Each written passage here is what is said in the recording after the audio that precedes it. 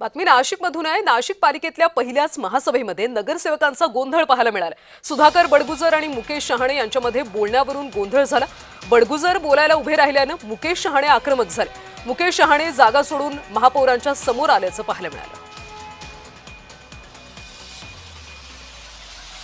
महत्त्वाची बातमी आपण नाशिकमधून पाहतोय। नाशिकमध्ये अशा पद्धतीनं नगरसेवकांचा गोंधळ पाहायला मिळाला आणि अधिकची माहिती घेऊयात आमचे प्रतिनिधी किरण गोटूर यांच्याकडून।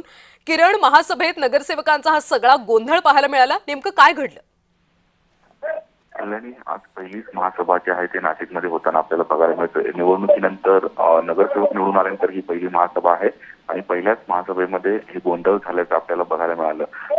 प्रस्ताव वाचण्यावरून आणि प्रश्न उत्तर अशा दोन मुद्द्यावरून हे गोंधळ झालं होतं। काही नगरसेवकांचा प्रस्ताव आधी वाचा अशा पद्धतीची मागणी होती, पण आधी प्रश्न उत्तर घेऊ अशी भूमिका महापौरांनी घेतली आणि त्यानंतर दोन नगरसेवकांमध्ये हे संपूर्ण वाद झाल्याचं आपल्याला बघायला मिळालं आणि या वादानंतर आता महापालिकेचा जो महासभा आहे तो सुरळीतपणे सुरू आहे, पण महिल्याच महासभेत हे नगरसेवक आक्रमक झाल्याचं बघायला मिळालं।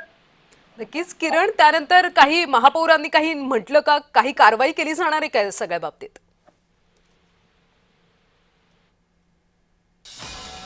तर सुधाकर बडगुजर आणि मुकेश शहाणे यांच्यामध्ये बोलण्यावरून गोंधळ झाल्याचं पाहायला मिळालं। पालिकेच्या पहिल्याच महासभेत नगरसेवकांनी गोंधळ घातला।